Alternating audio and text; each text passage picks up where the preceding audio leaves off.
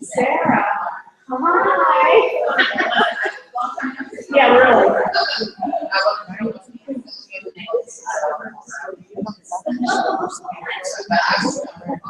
Yes.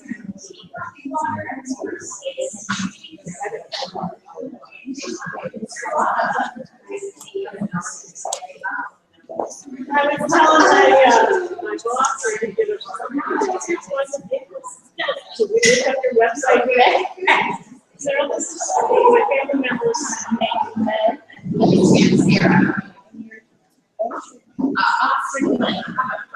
Yay! I was, because I said, listen to the symbols in our office. Yeah, probably I'm here to the podium, so I'm reading. Sure, thank you. Well, good. Yeah, seriously, carpool. I might have asked you last night.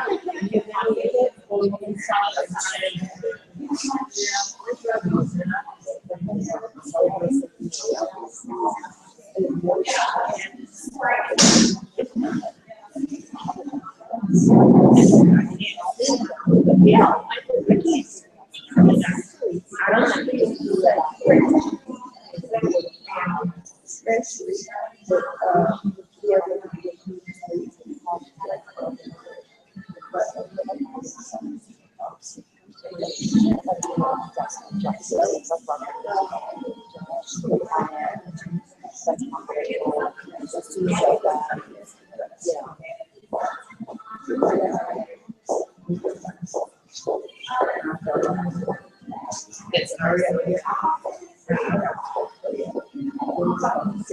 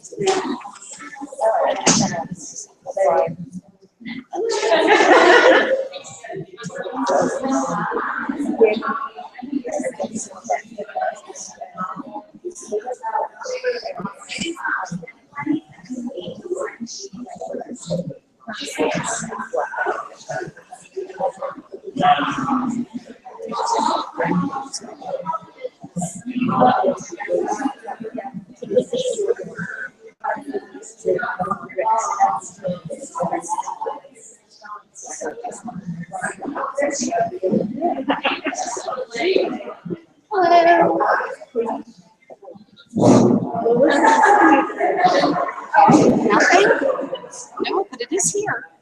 It's on this one. Hello.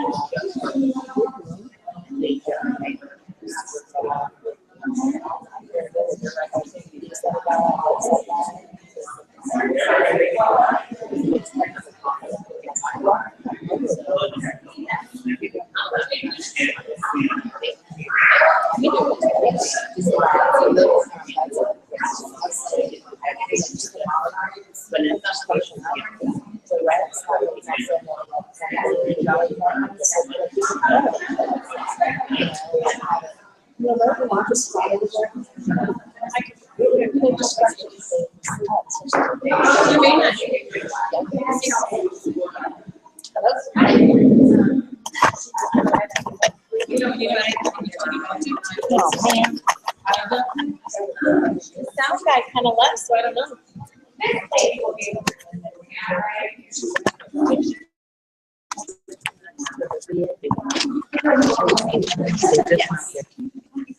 There.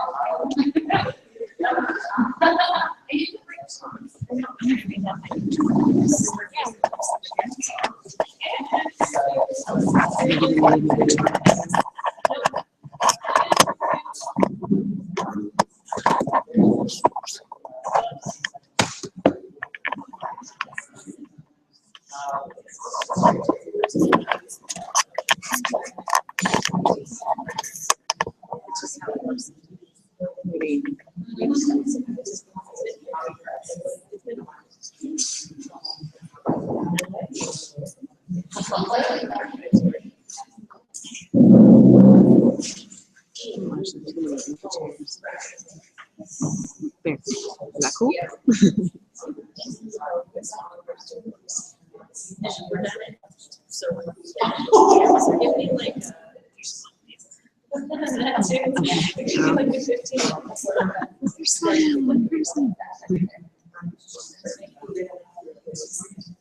Yes. Do you want to, should we go and discuss?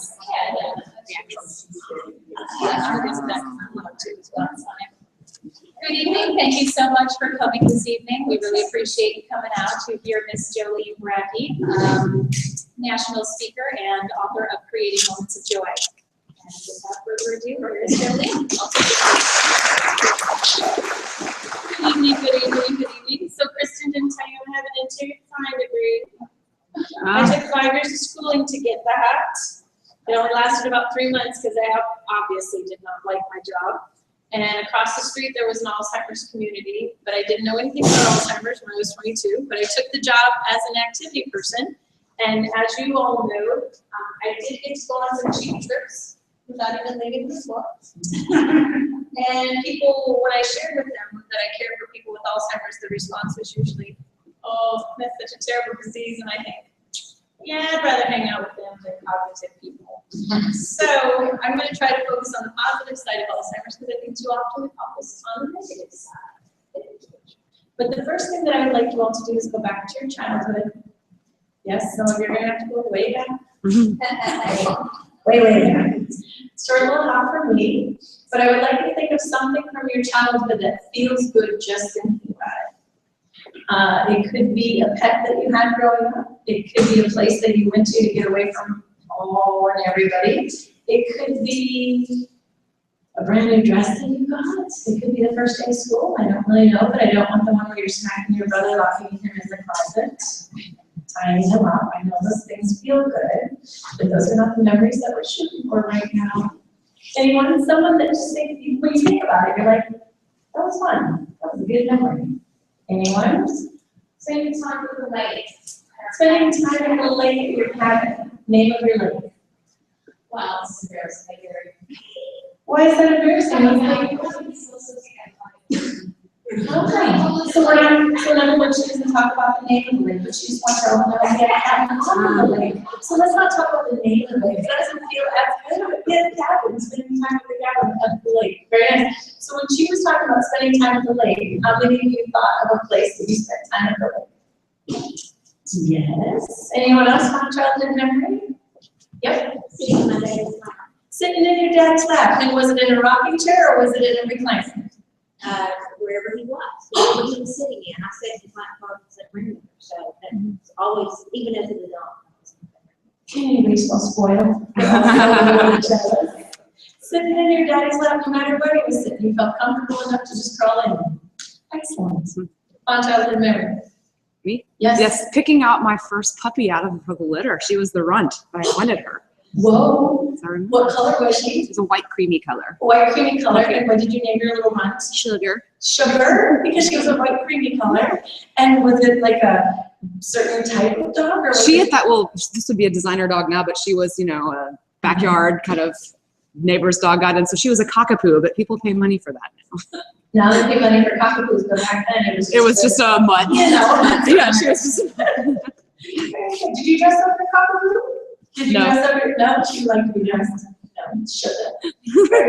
So when she's talking about her little puppy Sugar, how many got to pick out a puppy from the litter? Just you got to pick one. I know, isn't that great? Some people got to be spoiled that way. Nicely done. So with this memory that you're thinking about, the one that you have, are you thinking about the whole day, every minute throughout the day? Like from when you woke up in the morning until you went to bed? Or are you just kind of thinking about that moment? Are you thinking about the whole day, every minute throughout the day? Or are you thinking about the moment? Our memory is made up of moments. People with Alzheimer's, they have these moments in their memory, but they can't pull out of the darkness of moments. You're going to have to bring in a puppy to trigger a moment in their memory. You might even have to sit in a rocking chair or sit in someone's lap to trigger, or see a little girl climb up in a guy's lap, just to trigger a moment in their memory. Or even just driving by the lake might trigger a moment in their memory. But I can tell you, they know the name of the lake. They know the name of their siblings. And they know they went there in the summertime or on the weekends. They have those details, but they have to see something, hear something to trigger a moment in their memory. Now, can anyone in this room create a perfectly wonderful day from morning until night? Nothing is wrong if you're caring for a person with dementia or Alzheimer's. If you would raise your hand, I would take you home with me. We know that it is not possible to create a perfectly wonderful day. Do you know that all of you in here can create a perfectly wonderful moment? Any one of you could have taken the cheese and crackers and grapes and created a perfectly wonderful moment. Any one of you could bring in a pup and create a perfectly wonderful moment. Any one of you could go for a drive with them and create a perfectly wonderful moment. 5 minutes later, did they remember what you said? No. 5 minutes later, did they remember what you did? No. You know what they do remember 5 minutes later? The feeling that you left them. So if you had a really good cheeseburger together, that good feeling lingers on. And if you did their hair and put on a little rouge, that good feeling lingers on. And holding on to a puppy, that good feeling lingers on. So if we're all doing things that make them feel better, who do you think will get a better day? Us. But we have to understand the person with Alzheimer's before we do this. Understand that they lose their short-term memory. How do you know they lose their short-term memory? What do?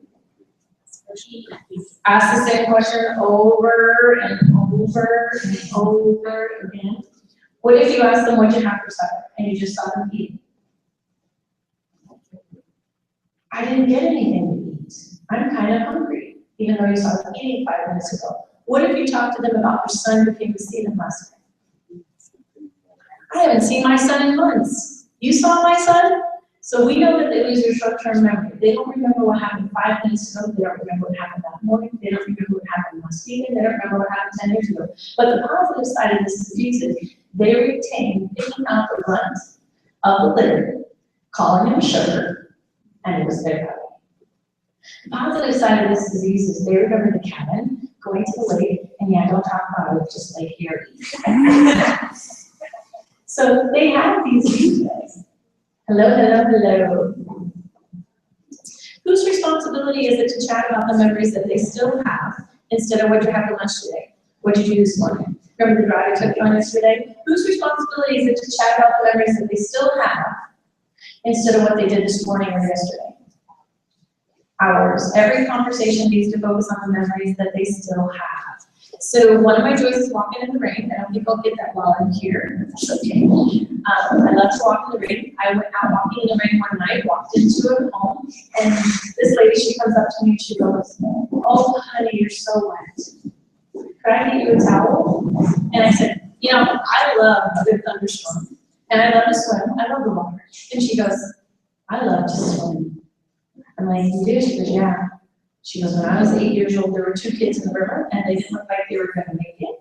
So I jumped in, grabbed the girl by the hair, and told the little guy, "You better hang on," and I swam." I'm like, "Wow." She goes, "Yeah, I couldn't touch the bottom." I was like, "Holy cow." She goes, "Yeah, but I did. I touched the bottom, and I pushed those kids to shore."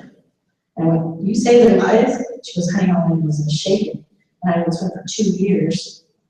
How many times do you think I heard that story in the 15 minutes we were chatting? Over and over and over again. Here's the thing, they can't pull out of the darkness of stories. Something has to trigger it. What triggered it for this person? My hair was wet, triggered your story. Do you know that each of you in this room is going to hear a story from someone, and you too will get to hear a story over and over and over, and you have a choice to go, or you can think to yourself, how would I remember this one for this person? Because I know as this disease progresses, she will lose the ability to tell me those stories. And when she loses the ability to tell me those stories, what do you think will create joy for her? Telling her that story. These things that irritate you, they do over and over again, actually have what for them? Meaning.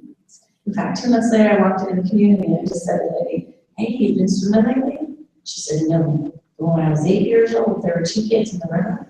They didn't look like they were going to make it. What did I have to say to trigger her story?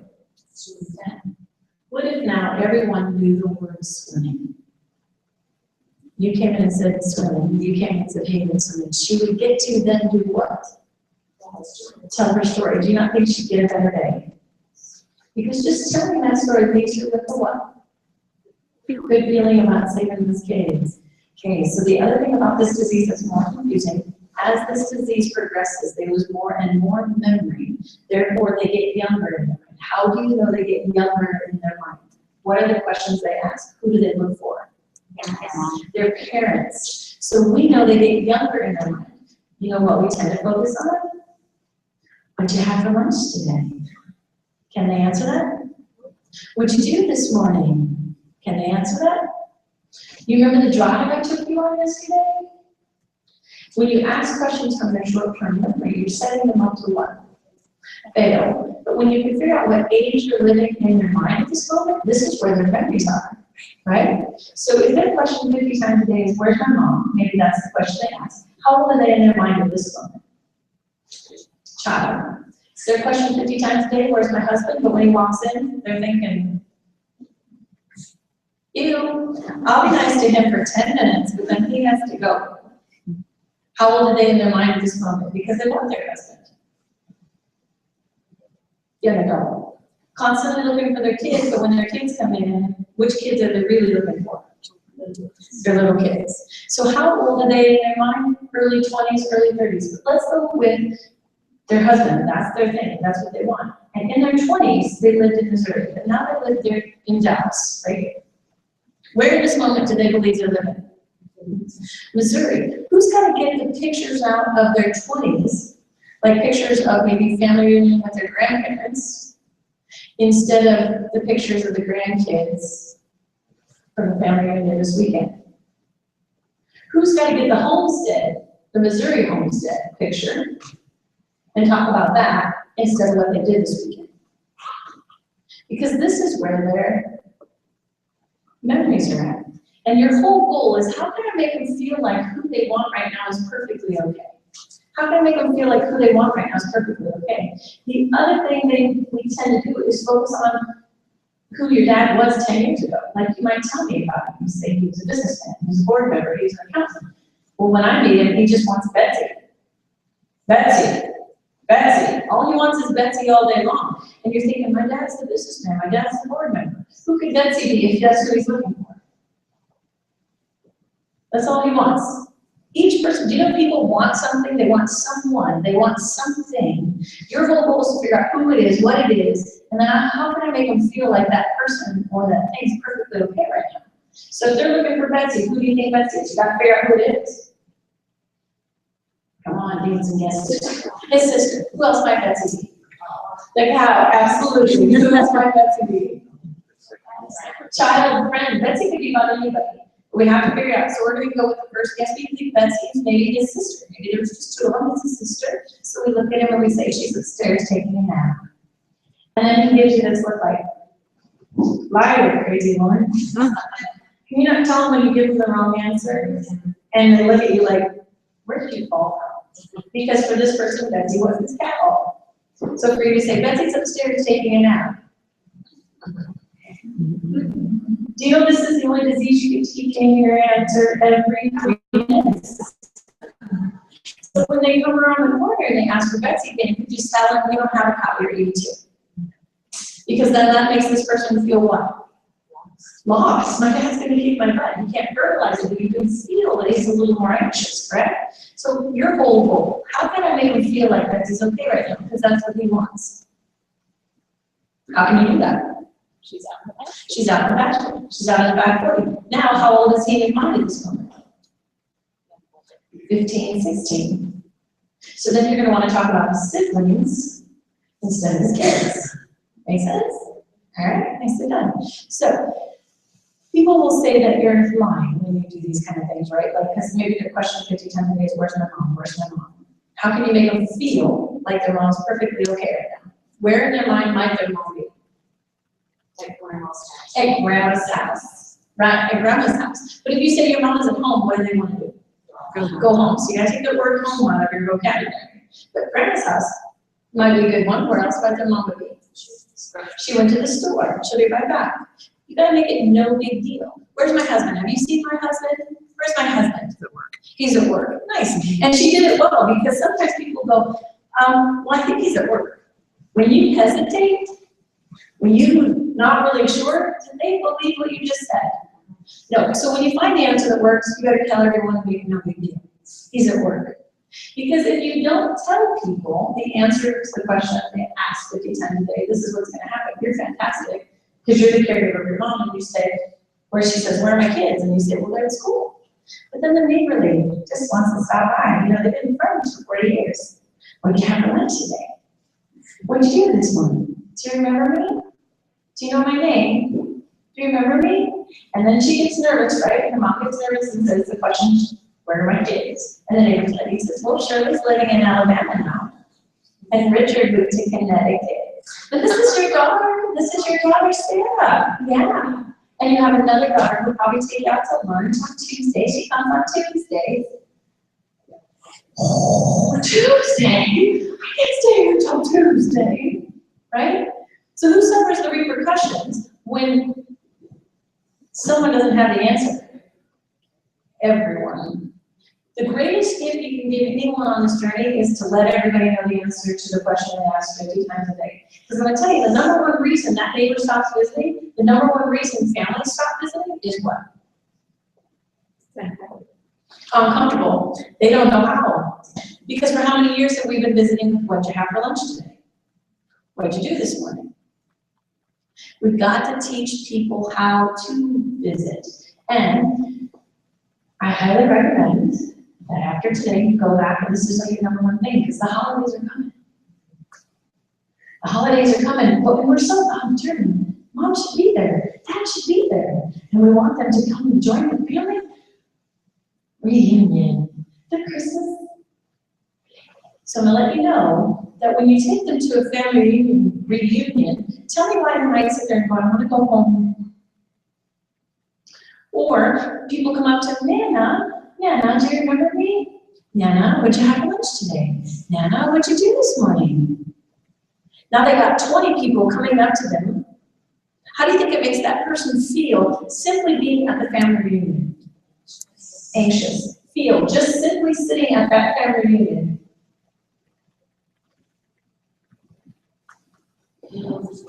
Oh my gosh, it can take them 2 weeks to recover from one family reunion. 2 weeks to recover from one family reunion. So I need you to write letters to your family, if you are in here, and tell them, visit Mom where she's at.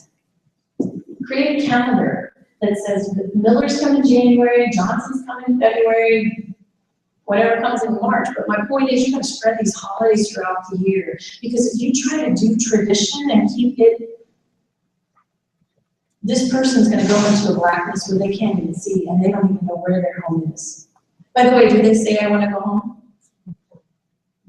When they say I want to go home in that situation, what are they telling you? Family reunion. They're uncomfortable. This is not safe for me, correct? Because I'm going to tell you, even if you take them home, which we tend to do, what do they still want to do? Go home. Because the home that they're looking for is the one they grew up in. So your whole goal is to spread the holidays throughout the year. Simplify it, simplify it, simplify it. And when anyone comes to visit, make sure that they give them something. Because we can have Christmas in July. But when you give them a present, when you give them an apple pie, when you give them some ice cream, when you give them McDonald's cheeseburger with fries, how does it make them feel instantly? Peaceful. But when we have visitors who come and visit with words, how are ya? When you ask people, how are ya? What are you asking them to do? Talk and respond, both of which they cannot do. And all they hear when you start talking, wah, wah, wah, wah, wah, wah, wah, wah, wah, wah. And then they're going to ask you the question they ask you 2 times a day because they're confused. They don't even know what you're saying. But they understand a cheeseburger. They understand a bowl of popcorn. They understand a movie that you would have watched as kids. They understand a puppy. And that doesn't require words. You want people to come in without words. You want people to come in without words. What's the closest thing to their memory? Not our words. Closest thing to their memory is what they see, what they touch, what they feel, what they smell. Cinnamon rolls. What were some traditions that you had in your family that you can give back to this person? Some Christmas traditions. But you give it back 1, 2, 1. Because I'm going to tell you, even when there's 2 people in the room and they're talking, this person with dementia, where's the confusion going? And they're thinking they're talking about me. You might not even be talking about your parent. You might not even talk about them. But when they're not in this conversation, they think that you're talking about me. The best way to be with someone is to go to a quiet space and it's 1-to-1 with something in your hands. So I challenge you tomorrow, if you've got people that are coming around these holidays, you write down at least 10 ways that people can stop. 10 ways in which people can stop by. And a question they ask 50 times a day and the answer to it. Put it in your holiday letter so people know how to stop by.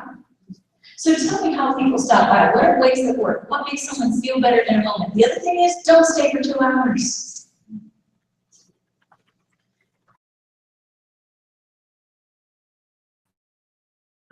Right? But it's stopping by for 15 minutes and putting something in their hands that makes them feel better and saying, oh, I gotta head to work, I'll be right back. You're not coming back until next Tuesday. But if you say, goodbye, I gotta head home, then what does that make them want to do? Where are you gonna go? I wanna go with her. Did she go somewhere? I gotta go with her. Take the word goodbye out of your vocabulary. Because then they get anxious that you're leaving. Does that make sense? But you can say, oh, I have to go to the dentist. Will you pray for me? They don't want to go to the dentist with you. Yeah. Yes, and you gave them purpose by saying, will you pray for me? Your whole goal is to make them feel needed. You can even say, it was so fun to chat with you today. I'm coming back again. But that gives them the hope that they did that, they made you feel better, correct? Take the word goodbye out of your vocabulary. All right. Does anyone have any specific things that you want to chat about? Because literally, I only have an hour and a half on here. So we can go in any direction that you want to go, but you're going to have to stop me in between my breaths. Anyone have any specific thing you want to ask me? Because I can just keep going. Sexual behavior. Well, you can't just say sexual behavior because that's like a baseball game. So that his mother approaches him very seductively. And so she has had a very good job and she's so this is a horrible situation. Okay. And so my suggestion was if the dad went on her couch, she thinks that's her husband. Yes. So we didn't learn how to work out. So Yes. Perfect. Excellent. So now I got the bigger story. So basically what she's saying is the mom thinks the son is either a boyfriend or a husband or something because he looks like his father. And so she's making advances at the son, which can be incredibly uncomfortable. So your whole goal, so this happens actually quite often. So she was absolutely correct. Have the guy dress in something that's so ugly and so not their dad that he doesn't look like the dad. Does that make sense? This just happened last week, actually. Daughter-in-law, they moved their father-in-law into their house, and we were literally making sexual advances all the time. I said, you know what, you gotta take your hair, put it back in a really tight bun, and put on a medical white jacket. Yeah, because then you become the professional, right? And not this girl who's in the house. The other thing of looking at this, when this is happening, There was a daughter that came up after the presentation and she was crying and she said, you know, when I visit my parents, my mom just yells at me and tells me to leave. Get the da-da-da around, she did da-da-da. And so my dad and I usually have to, you know, have conversation away from her because all she's doing is swearing at me. And I said, here's the thing, people, all you have to do is get behind their eyes. Like literally, what is this person seeing? Let me ask you, what do you think this person is seeing? This person is seeing what? The other woman. How do you think that makes the daughter feel when she doesn't understand this disease? Because she's no longer recognizing her daughter, correct? So she becomes the other woman. And then he's having an affair. So this daughter has to shift, and maybe when she walks through the door, she has flowers from the husband, and she's the flower delivery girl. Does that make sense? She's going to come in with a different profession than the mistress. Yes? My husband has found a lady friend. Yes. And he doesn't seem to care what her is. Certainly, it's her. Yes. And he'll just kiss you. Yes. That just breaks your heart. Yes. So here's the thing, you gotta recognize it's not about, when you say sexual behavior, it's not about the sex. It's about the need to be loved even when you're not here. We all, no matter if we're 86, no matter if we're 2, no matter if we're 15, we all need attention. We all need to feel loved. And I know this may not be helpful, but one wife said to me, I am grateful that my husband feels loved when I'm not here. She is grateful that he just feels that love even when she's not there. And they don't recognize you because they're looking for the younger you. So if I were you, what I would do is I would write your man a love letter. Because her reading him a love letter, they can recognize sickness, they can recognize writing, and they can actually read further into the disease than we think they can. So my question to you is, how did you show him that you loved him before the dementia, before the Alzheimer study? What were things that you did that showed him that you loved him? Kissed him in the back. Yeah. Kissed him on the forehead? No, kissed him. Yes. Kissed him in the mouth. Kissed him and hugged him. So how you show him that you loved him is how this person is showing, he's showing this person that he loved. It's not a, do you see what I mean? It's not the need to be touched and the need to be loved. And it's not like he's having an intentional affair. He sometimes even it's just like the feeling of being with you. You know what I'm saying? Yes. He calls the lady by her name. So who's he loving? He's loving you. No, he calls the other lady by your name. So who's he loving? He's loving, it is obvious that he's loving you. That's hard. It's very hard to take when you love him. Let me do it in a lesson anyway. There was this gentleman and his name was Bud, and his wife had Alzheimer's. It was turned around, his wife had Alzheimer's. And he said, I decided to take her to the place that we used to go parking when we were teenagers. And he said, I looked over her, I touched her cheek, and I said, I love you, dear. And she looked straight away at me and said, I'm sorry, sir, but my heart is for Bud. And Bud is his name. And Bud is his name. So he can look at that and go, she doesn't recognize me, or he can look at that and go, she's loving me. Her heart was still for Bud. But this guy in the car is not Bud, because the Bud that she's looking for is the young, handsome guy. So is there pictures from your wedding day? So here's the hard part about this disease. You gotta visit like you're a third person. Like you're a third person. This is super hard, but you have to visit like you're a third person, because if you try to get them, you know, we've been married for 62 years. He's thinking, you know, you've got to get away from me. When we try to reason and get them to get it, you cannot reason with people who cannot reason. But you go, he still remembers me, he just doesn't recognize me. So how did I show him I loved him? Like for women, I would say like having a yellow rose in her room because her man gave her yellow roses. So what was a symbol or a letter or something that you would have showed him that you loved him? Because that's what triggers their memory that you're there. Does that make sense? Yes. I have a client, and her husband would look at a picture of her when she was younger, and he would talk about her in the picture, and like this lady was not his wife, and he would say, I loved her so much. She was so beautiful. And so it was things that he had actually never told his wife when they were younger. And so she was getting to hear how much he really loved her. So you're not gone. You're not gone. You're just younger. And all she's saying is taking those pictures so he can see you as he remembers you. Yes. And it's the picture that will trigger his memory of you. Not you standing in front of him going, we've been married for 60-some years. It is the picture of the age that he's living in his mind with you. Well, you know what? All you have to do is get your wedding picture out and that'll do it. You're so welcome. You're so welcome. It's the same with a child. When they don't recognize a child, the worst fear of a child is my mom will forget me. Because that's the message the society gives. I disagree with that message because they don't forget their kids. They just don't recognize their kids. So when I meet a kid who's like, my mom doesn't know who I am, well, come on in and be down here. And bring a picture of yourself when you're 4. And don't come in and say mom, because as soon as you say mom, she's got to try to figure out who you are. But you can come in and go, do you have kids, by the way?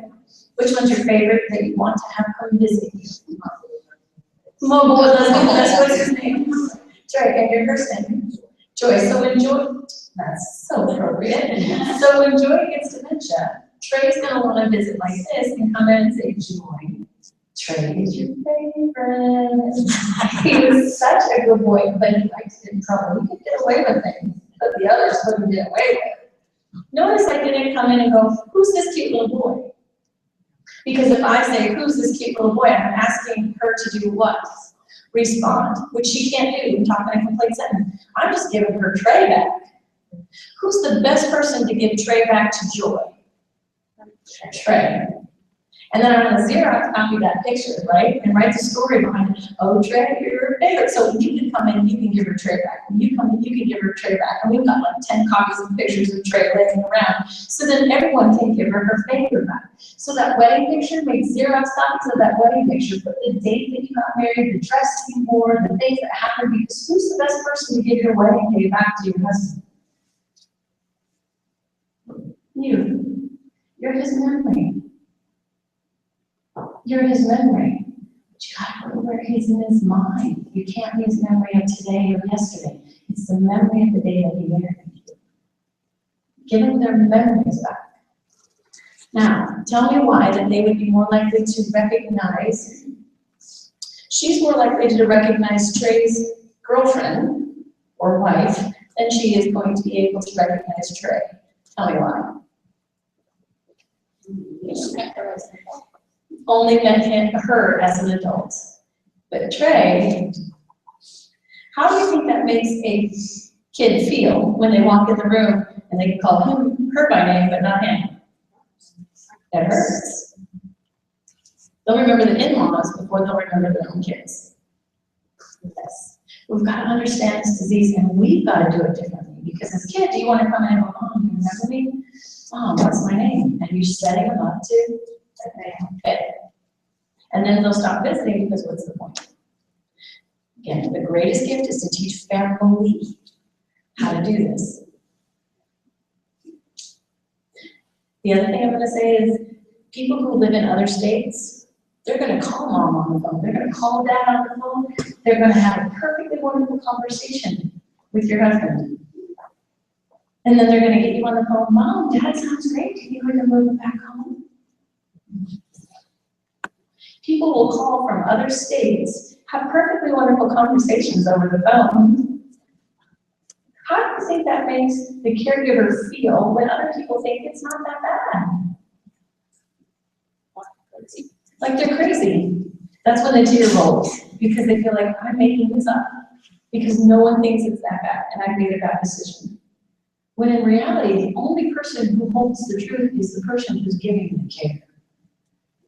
The only person who holds the truth is the person who's giving the care.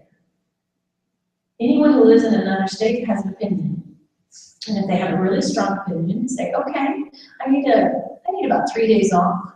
You can just do 3 days for it, can't you? Have them come up for 3 days. I guarantee it will take 6 hours.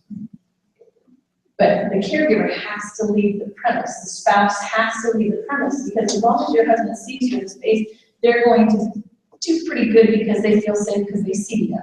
They feel safe, right? But if you leave the premise and you let that younger brother handle it, I guarantee you, 4 to 6 hours, he'll be calling you on the phone, we need to get back.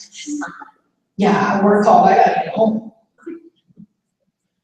Let them experience what you've been experiencing firsthand, otherwise people won't think it's that bad, because this person looks great. You look like you're doing great. They look fantastic. They are physically well. Yeah. Any other questions? Excellent questions, by the way. Yeah, you said that if you took them for a family meeting, that it took approximately 2 weeks to get them back. Here's the thing, it depends on the person. Every single person is different. But what ends up happening, literally, it does take them, here, who in here's worked, who's cared for people with dementia and come back after a holiday, come back after a holiday, and how are they? Come back after a holiday, how are they? Very confused. How are they the next morning? Very confused. Who suffers the repercussions? The family does and also the person. Yes. Everyone suffers the repercussions. Yes. So I'm not going to be your teacher on this, because if you're still taking them to a family unit, go ahead, try it. I always say try it. Your experience is your teacher. Because I want the whole family to experience that it doesn't work anymore. Because until that moment, they'll be like, I want Dad there, you should be there. But not until they experience the confusion, the fear, I can't handle this, will they think that, oh, it's probably not a good idea. Does that make sense? So sometimes I say take it to the family unit if you've got family who think that it's not that bad. I was thinking like, Thanksgiving dinner, taking them home for Thanksgiving dinner. Here's the thing, try it. You can try Thanksgiving dinner, but my recommendation would be we take Thanksgiving dinner to where he is. Because anytime you change their environment, where does the stress level go? When you take them out of their environment and change their environment, where does their stress level go? And it's not for everyone, I'm not sure, maybe he's better, but most people, when change happens, where does the stress level go? So you want to bring Thanksgiving dinner to him where he is and have Thanksgiving dinner at that table, because it's not about the location, it's about people being together. But you're right around that, it should just be dinner. It's not dinner and then 2 hours later. Keep it very, very simple. And you can have Thanksgiving dinner 365 days a year. Because he won't know what day it is, that it's Thanksgiving, that it's Christmas, it doesn't matter. It's just that we want to make it special. But even Thanksgiving dinner and having 4 people at the table, and if we do that often, that's changed. You know what I mean? Because his routine is eating with Harold. And when you change that routine, his confusion could possibly go up. You know what I mean? Because every day he's eating in the same seat, usually eating the same people. When you change the people, then the confusion can go up. So look at me when I say I am not your teacher. You can tell by this person's face, their reaction in that moment, whether or not this is raising the confusion or they're doing okay with it, or they're enjoying it. You can tell by his face whether the confusion is going up or, you know what, he's pretty good right now. So don't let me be your teacher. I say try it, keep it really simple, and let them teach you. Yes? So my dad had Alzheimer's, and it was pretty clear that he needed to go somewhere outside the home Yes. because he became combative and Yes. aggressive. Yes. My husband has Lewy bodies, so it's a little different. He's not there. And I know there's no magic scale. Right. But at what Thank point you. do you know that they need to be with someone that's in need? Excellent point. So the question is, at what point do you know that we need to have someone else take care of them, correct? Okay. That's the question. The main thing I look at is the person who's giving the care. I'm looking at you. I'm looking at you. Because the people who are suffering here are not the people with dementia. The people that this is actually causing stress on is the spouses. So I'm gonna look at you and I'm gonna go, how are you? Tell me what's happening. Is he not sleeping at night? Is he walking out the front door not knowing how to get back? Are you up, down, you know, like you can't chill out because you think he might just leave and get in the car and drive, you know? How are you? That's my question. Because so often we make decisions based on, you know, I promised to take care of him, or I promised to till death do us part. Okay, you promised to be a wife. And when you allow other people to do the caregiving part of it, then you have the energy to be his wife again. Just to love him. But when you try to do caregiving 24/7, I mean, let me give you this one lady, she said, my brother stopped by and he could tell it was taking a toll on me. And he looked at me and said, don't wait until your love turns to hate. Because the brother could see that it was taking a toll on her. But she was like, I'm fine. We're fine. Fine is not an emotion. I'm going to ask you specifically, what's happening? That's how I gauge it. What's happening? What is he doing and how are you? So let's do it differently. If a friend came up to you and said, you know, my husband's not sleeping at night, so I'm not getting much sleep.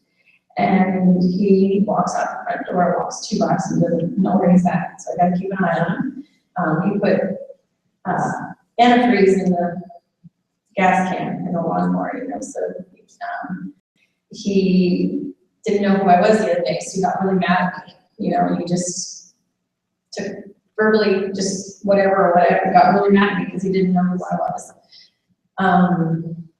There's some other things that might be happening. The point here is that if your best friend came to you and said that, you know, he's walking out the front door to put antifreeze in the lawnmower, there's gas, and he's getting in the car, driving to, you know, 20 miles and really he just wants to drive down to the community center, what advice would you give your friend? Yeah. And when you can say that, get help, then it's your message. Just be that best friend for yourself and say, you know what, it's time. But I can't answer those questions for you. But you can say, my best friend came and told me all these things that are happening to me right now, happening to her right now, what advice would I give her? And then take your advice. Yeah. The other thing, know that they're not going to come to you and go, hey, it's time to move me. I think someone else should take care of me. Not good ideas anymore. So often as children will wait and wait and wait till we get permission, or as spouses will like, oh, not yet, it's not time, it's, you know, I'm just looking over it. And we'll wait. And we'll wait until we, you know, it's time, you know, I'll know, they'll let me know, we'll wait.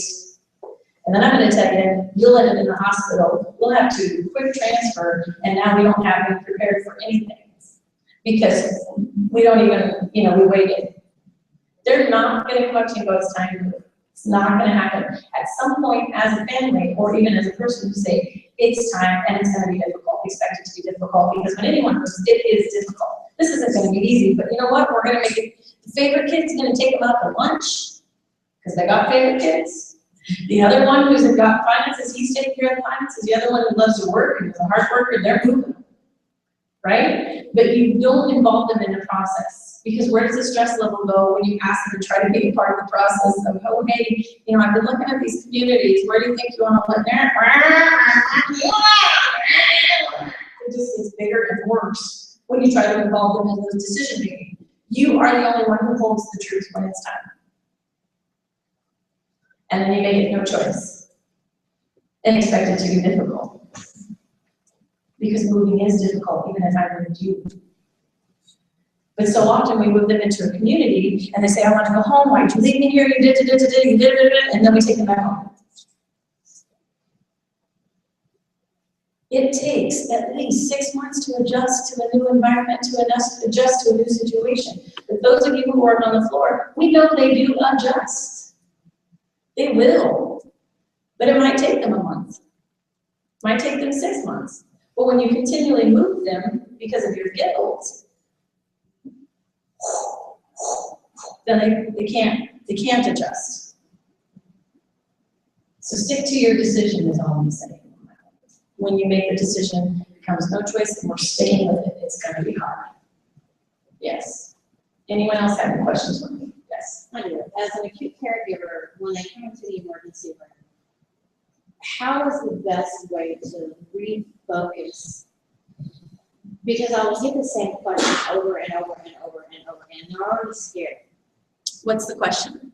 Give me an example of the question. Okay, I have this lady who broke her hip. Yes. Okay. So she comes in, and every time I would come in there to take her blood pressure, it was the same set of questions over and over and over again. And every time it was, I'm ready to go, I want to leave, I want to leave. Yeah. So as a caregiver, how do I get inside her head and figure out? Your whole goal is to give them the reason to stay where they're at a little bit longer. Wherever they're at, there's a reason why they get to stay just a little bit longer. So if they're in the hospital, you're saying when the doctor gives you the okay, you can go. So you give them the hope that they can get what they want, but it might not be for another 2 or 3 weeks. If you can do that for 2 or 3 weeks, give them the hope that, you know what, when the doctor gets here, we'll ask him. When the doctor gets here, we'll ask him. Or when your daughter gets here, we'll talk to her about that. Or when your husband gets here, we'll talk to him about that. So you place the blame on someone else, but there's a reason why they just got to stay a little bit longer when you know they're really staying for a month. But you're giving them the hope that they can go home tomorrow. Because of the short-term memory loss, your whole goal is to make them feel okay about just staying right now. So here's, when they say I want to go home, that's their thing. You've got to figure out how can I give them a reason to stay with me a little bit longer. So they wake up in the morning, oh, let's have breakfast first. You know, after breakfast, I want to go home. Can I just make coffee for you? And after the coffee, I want to go home. Oh, your daughter's going to stop by.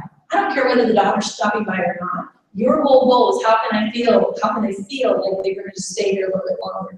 And then after whatever, I want to go home. Church ladies, they bought us some roast beef and mashed potatoes. I don't care whether the church ladies made it or not, but it triggers that the food's going to be good and the food's also going to be free, and it would be rude if you left. So what's a reason they would understand in their mind just they didn't hang out in a place for 2 years and think it's been how long? A day. And that's your whole goal. Because even if you say your daughter will come on Tuesday to take you home, Tuesday? I ain't staying in this place until Tuesday.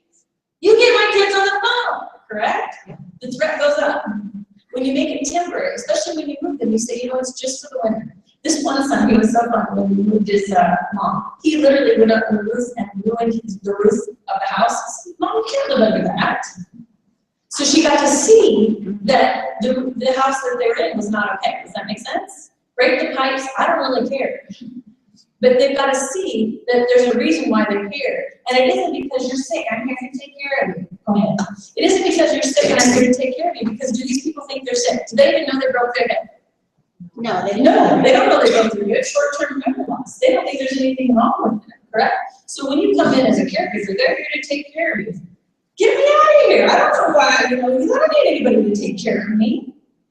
So it's like if you had someone come over and hang out with your husband. This boy, he needs money, you know, he's going to college this fall. So can you just give him a job for the afternoon? And the boy's working on the yard, but we know the boy underneath, you're going to go get your hair done, and the boy's just hanging out with your husband. But there's a reason why the boy's there, and it's not because he's here to take care of you. You say, oh my God, I heard you had a 56 Chevy in the garage. But this kid knows that he's not approaching people with, I'm here to take care of you. Because when you approach people with, I'm here to take care of you, they don't like you. So you're not there to take care of them. Does that make sense? Blame it on someone else. Wait till the daughter gets here and we'll talk to her. Or you know what, I'll go check on it. And you don't go check on it, you go get a drink of water. But they see that you're on their team. Because if you try to reason with them and say, you need to be here now, you need to be in this room now, this is where you are until your hip gets better, it gets worse, right? When you try to reason with them. This is your home, you live here, we're gonna do your hair later on, we're gonna like, I gotta get out of here. You can't reason with them. You just make up something that makes them feel that it's okay to stay with them. Because if I said to you, you know what, you guys are gonna learn a ton in the next 30 minutes, just stay for 30 minutes and you can all go. How does it make you feel about me right now? You can stay here, right? If I just say 30 minutes. But if I just say to you, this is your home. Yeah, you broke your hip and we're here to take care of you. Yes, I gotta get out of here. Yes. So there's another reason why they're here. Yeah. Anyone else have any questions? You got it all figured out. So, all they know is how they feel right now. So if they're worried about someone, because most people are worried about someone, if they're worried, you know what, Chuck's having a beer with Bob. If they're worried about their husband, then she might be ticked off that he's having a beer, but she believes your answer. You see what I mean? Because that's what he'd be doing right now. Because if you say that she wants her husband, no, he's probably uptown having coffee with a friend. Who's the friend and he didn't drink coffee? You're covering for him. So the person that they want, that may be no longer living, that person's having a beer with Bob. But if you tell them the truth, your husband's no longer living, your mom's no longer living, you live here now, we're here to take care of you. How does it make them feel in that moment when you tell them the person that they're looking for is no longer living? Like being in the twilight. Hmm? It would be like being in the twilight zone. Yeah. And how does that make them feel though being in that twilight zone? Do you know, can I tell you, they're not even confused until we show up? True. Not even confused until we show up and try to reason with them. So how do they feel when you say the person that they're looking for is no longer living? Sad. How do they feel when the person they want is no longer, they tell them they're no longer living? Nobody said anything. Nobody said anything. Panic. How do they function if they're feeling confused, panicked, sad, anxious? How do they function? They can't function. And when they can't function, who suffers the repercussions? Everybody. So every person, their whole bouquet, they're asking the question, it's got to be real to them. How, in my mind, if this is real, what can I make them feel better? If this is real in their mind, yeah, Chuck's just having a beer with Bob. Sarah's over, or her son, Trey. I want to know what Trey did after school. I want to know where he would be if he wasn't at home, because she's going to be worried about Trey, and she gets there. So I'm going to say Trey's over at Bob's house, or I'm going to say Trey's at football practice. Who's the only person that can give me that answer? Trey. The person that they're worried about, you have to say, where would you be if you weren't with them? Because then that's the answer that we use. Yes. Yep. And if you don't have the answer, don't try to fake it because they'll catch you on it. Just say, you know what, I'll go check on it. And you don't go check on it, you just get a drink of water and come back with someone else. Yeah. Your whole goal, how can I make them feel safe with me? If they're calling 911, that tells me they don't feel safe with me. The other thing I highly recommend is that if you are a caregiver, to wear an apron. Because they only know what they see right now. You don't want to put on an apron, that's fine, we're not going to go there. It's interesting how guys, literally, guys have it easy, and I'm not kidding. It's like, no, we don't. Oh, yes, we do. For this generation that we're caring for, who had authority? Men. So they're going to feel instantly safe with you simply because you're a man. You could put on a business suit and give her a bank statement and have 20 more grand on there, and you say, look, you've got a lot of money, and she's going to believe that. But if you come in and say, you've already paid for rent, you have enough money, she's not going to believe you. What do you know? But you've got to have men, because you can say it. When he walks in and says it, when he walks in and says it, they feel safe with men, and men feel safer with men than they do with women. They've got to see authority. So if someone says, I got robbed, I'm going to have him put the police uniform on and report it. But if you say, you didn't get robbed, nobody took your stuff, do they like you? No, you've got to, whatever they're saying is real for them. So how can I make them feel safe with me? And if I am a woman and she doesn't feel safe, and I'm not going to ask her what's wrong, because when I ask her what's wrong, then I've asked her to what? Respond and talk in a complete sentence. But I'm going to say, I'm here all day. They should not have done that. I'm checking on it. Then she feels safe with me because I'm on her side. I'm on her team. Shouldn't have happened. I'm so sorry that happened. This one night she's like, oh my mom. Every time I come over, she accuses me of stealing her mattress. Every time. When are you gonna bring my mattress back? I didn't take my mom's mattress. I don't even need her mattress. I let her know I have enough mattresses. I don't know, why would I take your mattress? She goes, every time I come she said, not until I went and purchased a mattress, put it up against the wall, and she saw it and my mom let it go. And so this is the other thing that happens with these people. They blame a kid for taking their car. They blame a kid for making these decisions. So they'll blame you for everything. They actually blame their family members or their spouses for everything. You may not even have done it, but you're the person standing in front of them, right? So this daughter said, my mom thinks I'm the one who took her car. I didn't take your car. It was my brother who took her car. Because their brother and I, the grandkids needed it for college. And every time I come in, she thinks I took her car. Why did you take my car? And I said, you might have to say, I'm sorry. Will you forgive me? So you did it or not doesn't matter. She believes you did. And so go ahead, fight with them, reason with them, until you're blue in the face. Give it your best shot. I didn't do it. No, really, if you want to stop the fight, you're going to have to say, I am so sorry. Will you forgive me? Whether you did it or not doesn't matter. But the first thing is, do not give the car away. Do not sell the car. Because when they don't see the car, they may have agreed 3 months ago that, yeah, they should be driving and we can sell it. Do they remember they made that agreement 3 months ago? Now they don't see the car in their driveway, and you can say, well, maybe. They don't see the car in the driveway. Not until they see the car in the driveway will they feel like they can relax. There are things in their life that give them security. Wallet, purse, car, jewelry for some, yeah, absolutely. There are things that have been in their life for a lifetime that give them security. You better get 10 or 20 of them on cars. Purses and wallets and jewelry and all that. Yes. There are things that give them security, but please don't go try to look for all those things. Sets of keys gives them security. Set of keys gives them security, right? Wallet gives them security. Money in their pockets gives them security. What gives them security? I'm gonna go buy 10. And they're gonna lose everything. They're gonna lose absolutely everything, but you just have another set of keys over there, and you don't want them with the set of the keys that go to the car. You just want them walking around trying to find a set of keys, and man, they're mad because they can't find the keys, and you're thinking, that's exercise, have fun. Let them look for the keys. And give them the hope that the keys they found work. But none of the keys work, you are the only one with the keys that work. Yes. Please do not sell the car. Dismantle it before you sell it. Because it's the hope that they can still drive. That's their independence, that's their spirit. Yeah. Any other questions that I have? Go in here. Did I miss what you were saying about the apron? You did miss what I was saying about the apron. Who wears aprons? Thank you for keeping me on track, because I kind of fly around like a butterfly. I kind of don't. Mom. Yes. Who do we feel safe with? So when you put on an apron, when you get them washed up, or when you give them food, or when you whatever, go to bed at night, they're going to feel safer because you look like grandma or you look like mom, and they feel safe with grandma and they feel safe with mom. Yeah. So at night, difficult for a man to be a caregiver unless she's totally attracted to you. Because otherwise she's like an intruder. Don't feel safe with you at night. But during the day, feel safe with you.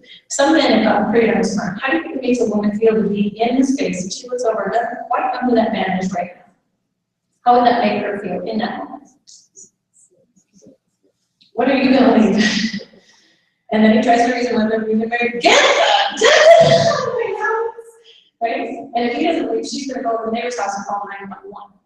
So men have gotten pretty darn smart about this. And one gentleman goes, well, my wife doesn't know me. I let her know that I am a plumber and I'm just here to fix your sink. Because she's not threatened by the plumber. Another gentleman said, you know, when my wife doesn't know me, I'll stand outside for 5 minutes, come through the front door and say, honey, I'm home. I'm just going to head to the garage. Because as long as she does not see my face, she will recognize my, therefore I'm home.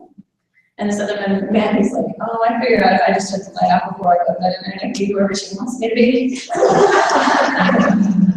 We're all like, she's my morning woman. So So it's that sort of thing, that be whoever they would feel safe with.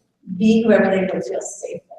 And if you turn the situation around and the husband has dementia or Alzheimer's and the wife's there, he's not threatened by her. He's not threatened by her. Church lady, good food. Even if he doesn't recognize you, he's not threatened by you. But that's why people can have perfectly wonderful conversations over the phone, because they don't see that kid's face, but they recognize his voice. So even if you live a block away from your mom or your parent, I challenge you to call them on the phone, because you're going to have a better conversation over the phone than you are going to have face-to-face. We can't be using the cell phones because they don't get it. We can't learn anything new. So stick to the old phones. Yes. Any other questions you might have for me? That begs a good point. I mean, how do you get the families out of the denial and get them? We had a family member who went from a flip phone to an iPhone, and she finally had to disable the FaceTime because there was that just all the time. So cell phones do not work. They can't figure out new things. Now, I'm okay with an iPad if they just want to go through photos or play a game. Those type of things work on an iPad. They can learn a game that's super simple or just have photos on the iPad, no problem. But if you're talking, it has to be the thing that's been in their hands for 50 years. That's what triggers is the phone. Yeah, it's the memory. Yeah. Here's the other thing that she said. How do I get families to get this? Here's the thing. If you are a family member, you have no credibility in your own family. Period. You can know everything about this disease. They're not going to ask you. But if someone said it on the internet, what if an expert said it from Montana? Oh, she is what she said. Interestingly enough, if someone who's a complete stranger says what you've been trying to say for years, and they're like, oh, you know what I heard. So everything is in my book. Everything is on the internet. You can find a resource to back up what you're trying to do, like not correcting someone. Mom, you already told me 10 times. No, Mom, you know, it's on Friday. Did anyone else have parents like this? My dad would tell me the story. He'll go, on Wednesday, we went to the Subway. My mom would stop and say, no, dear, it wasn't Wednesday, it was Tuesday. And then they'll say, oh, we went and had some cinnamon rolls. And my mom would say, no, dear, it wasn't cinnamon rolls, it was coffee cake. Stop! Stop.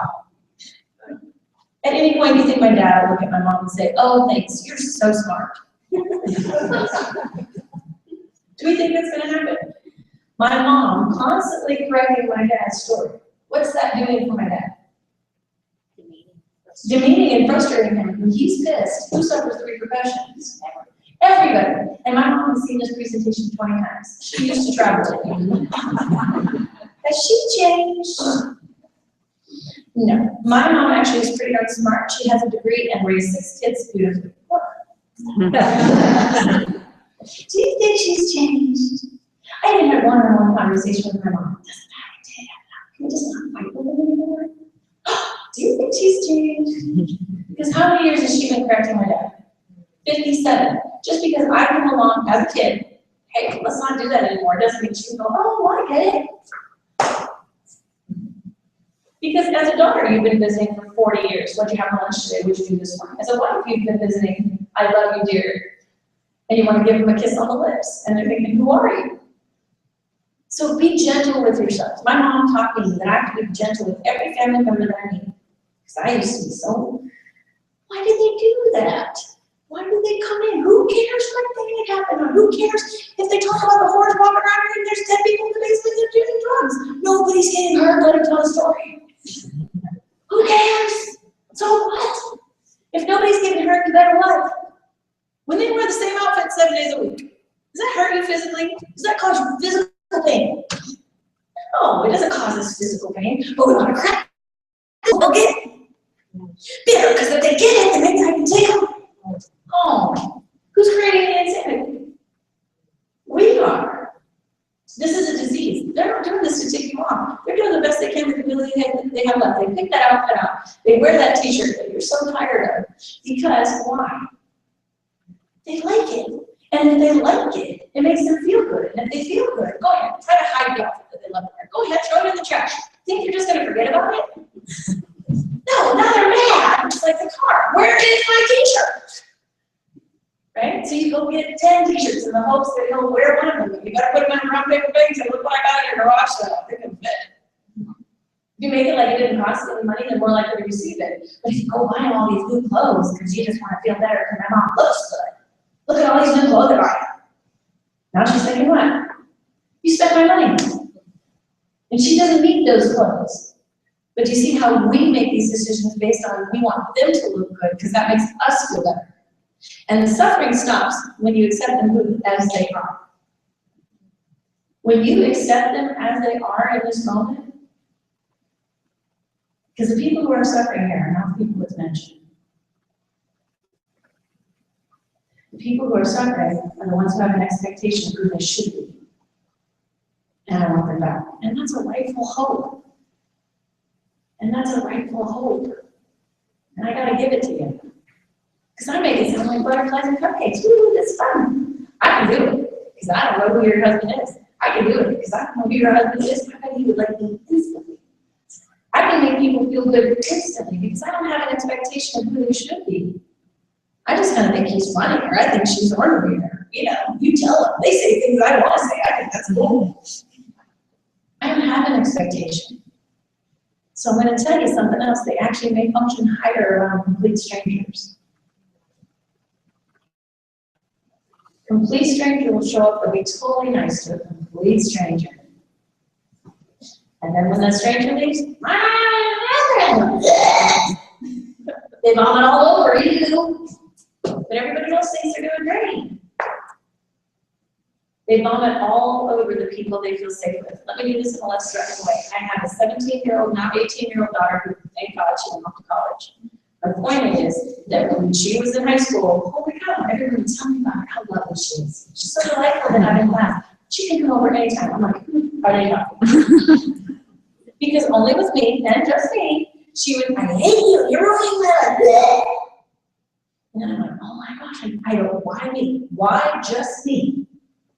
And so what I understand is that the reason she expresses everything with me is because she feels safe with me. Oh, isn't that precious? I love her anyway. But I'm gonna tell you something. My daughter, I could understand caregivers because it still hurts. It still hurts when they swear at you. It still hurts when they drop all over you and nothing else, just you. It still hurts. Even if you get it, it still is painful that they're vomiting all over you. So I highly recommend if you are that person that they feel safe with, they're vomiting all over with, go get a cast, put it on your arm. Because here's the deal, as long as you look well, but if you don't look so well, I say neck brace, crutches, cast, whatever I don't really care. But as long as you don't look well, they will be nicer to you. They really will be nicer to you. Anything that you can show them that you're hurting, they're more sympathetic toward you. And they'll be more likely to take care of you because you look like you're hurting. Yes. It's a weird little trick, but it does work. I wanted to do that with my daughter, but I don't think it would work with her. So, it's not butterflies and cupcakes. This is the most difficult journey, literally, but I also think it's going to be the greatest gift. And it's hard to see, but I'm telling you, these people, when they're mad, they're mad. When they're sad, they're sad. When they're scared, they're scared. And the early stages are the most difficult. They are, because they realize that they're losing it. And so when they're mad, it's not really mad at you, they're afraid. They know that something's wrong, and they're afraid. So the early stages are the most difficult. But this too shall pass. They get to a place where they don't think there's anything wrong with them, and you're all crazy, you know?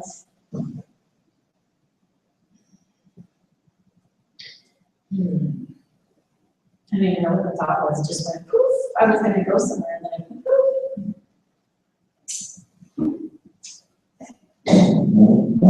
Point is, people won't get the journey that you're on. No one's going to get the journey that you're on. And it's not easy. But if you could just take one thing, do it differently tomorrow, even if that's not correctly anymore, who cares what day has them? Even if it's just letting them be as they are, who cares if they wear that t-shirt? It's not about me. It's about their last journey on this earth, and I want them to be comfortable, and I want them to, you know, wear what they want to wear. It can't be about me. Even if you get that, that's a huge practice. That's a huge life practice. And when they're mad, you get an opportunity to respond to an authentic emotion that might work with your friend who's mad.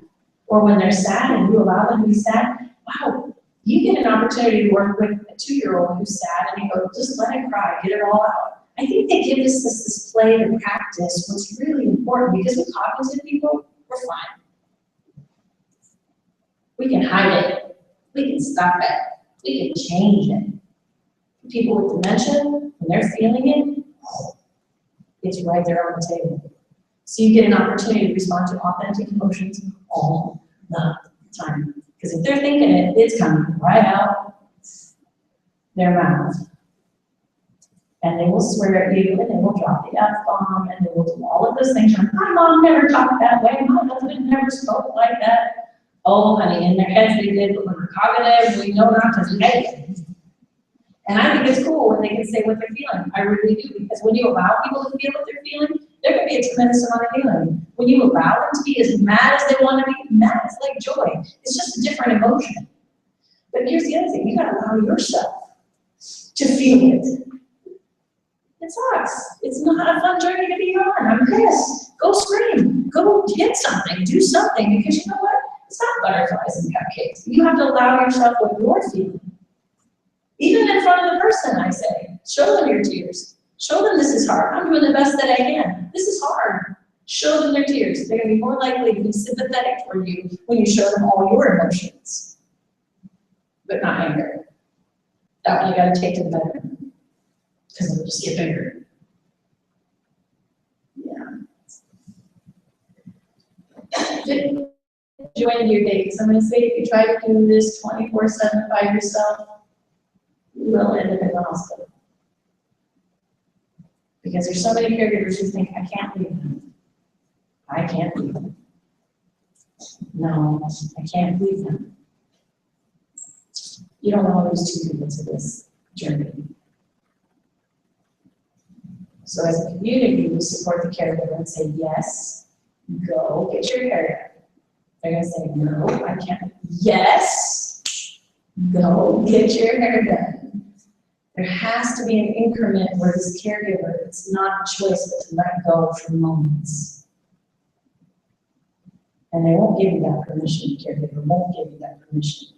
At some point, we as a community say, Mom, we're going to let someone else take care of Dad for a while until you're feeling better. It is no longer a choice. Does that make sense? Because they can't see that it's hurting them. They can't, it's just like with the phone and FaceTime. It's so close, they can't even see what they look like. Their reflection is.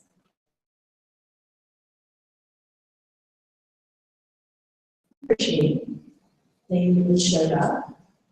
Please don't go try to back and tell families how to do it. Oh, they should. Oh, we should. Oh, you should. Don't go back and show. The only person you can change after this evening to change the way you react and act is who? It's the only person you can change. If you want to waste your energy on your kids to try to change them, to try to get it, I take that energy and go get your hair done. Take that energy and go for a walk, because it's wasted when you're trying to change other people. But you can send them something in the mail, which would be a book, right? My mind is in this book. When you find answers at work, I highly recommend you write down who this person is before they move. Because if you don't write down who they are, guess who gets to decide how to take care of them? And we don't know. The person who holds the truth, who has the information, tell us who they are. Tell us who they are, so other people can give the care, so you feel like you can let go for a while, because you were this family moments, and they do have this in autumn leaves, so just ask them for it. You don't have to this. Then here I say what to expect. Expect them to be wearing the same outfit. Expect them to be wearing other people's clothes. Expect them to be in other people's rooms. Expect that everything will get lost. And expect them to say, I want to go home, and how to respond to that. Or where's my mom? You make 10,000 copies of this. There's even a questionnaire in the back that says, Chuck's had a very thought. I got to know the names of the people, where would they be, to make this person feel like they're safe. You have that information. I don't have that information. So you make 10,000 copies of that. Caregiver said, I don't even have time to do that. So I wrote a little calendar with a tidbit on dementia every single day. Do you know it can be your birthday every single day?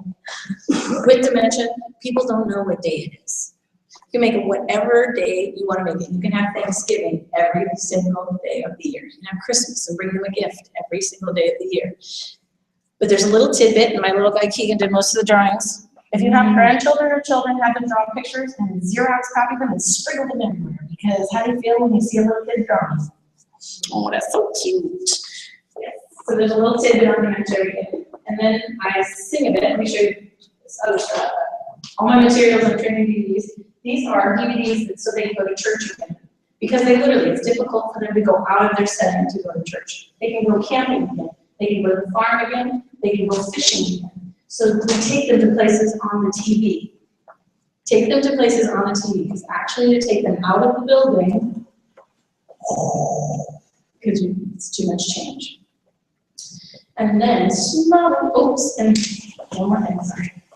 How to visit. People stop visiting because they don't know how. That's a little booklet just to have families so they know how to visit. Something to send them now. Smile while you kiss me sadly. When the clouds roll by, I'll come to you. Then the sky will seem more blue. Down in flowers like my dearie. Wedding bells will ring so merrily.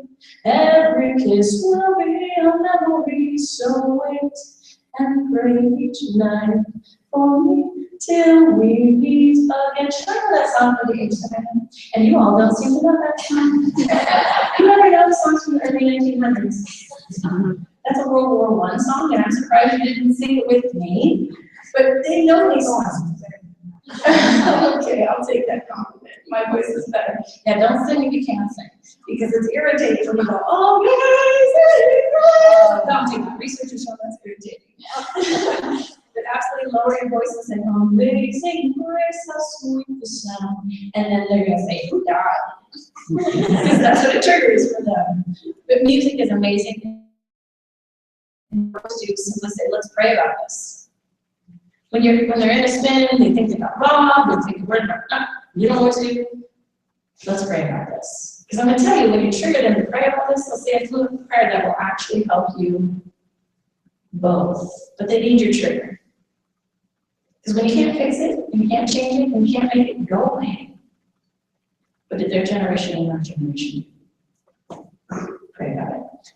Thank you for, yes. So then it's not a good idea to take an action today, for us or something like that. Here's the thing, going out for a drive, not a bad idea, because driving is very, very simple. There's not a lot going on when you're just going for a drive. But when you take them to a restaurant over lunch hour, then there's too much stimulation, too much going on. So I believe that we can take them out and go for a drive and keep it super simple, go to a park, feel the breeze, look at the clouds, that type of thing. But we have lots of people involved in the space with large space and lots of noise. The direction is just too much. But here's the thing. Don't let me be the teacher. If he is good, when you take him out and look at his face, and if he's good, then don't listen to a word I said, because every person who goes through this disease is completely different. So again, don't let me be your teacher, don't let her be your teacher. You let your experience with him on this day be your teacher. Because even taking him out today, he did great. Taking him out next week, not so good. They have good days and bad days, just like you and I. Based on the amount of sleep they got, based on people who are in their lives right now, based on the phone call that they got, and the things that you can't control. So when you go and see someone, you know, you may visit for an hour and it'd be great. Or you may visit for 5 minutes and it just was not the day to do this. So he is your teacher, okay? So don't let me be the deciding factor on where you take him and why you take him there. Just know that research shows large spaces, lots of people, country drive, just you and him, or maybe even a friend that he had grown, you know, if he has a buddy he might love to go for a country drive with another man. That would be probably fantastic. With another man. You see what I mean? Keep it simple. Yeah, keep it simple. I so appreciate that you showed up. Thank you. Time is up. We get to go home.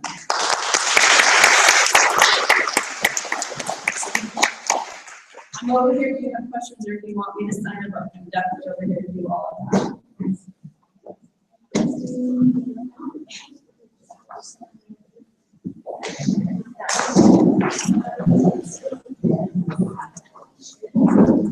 Stop.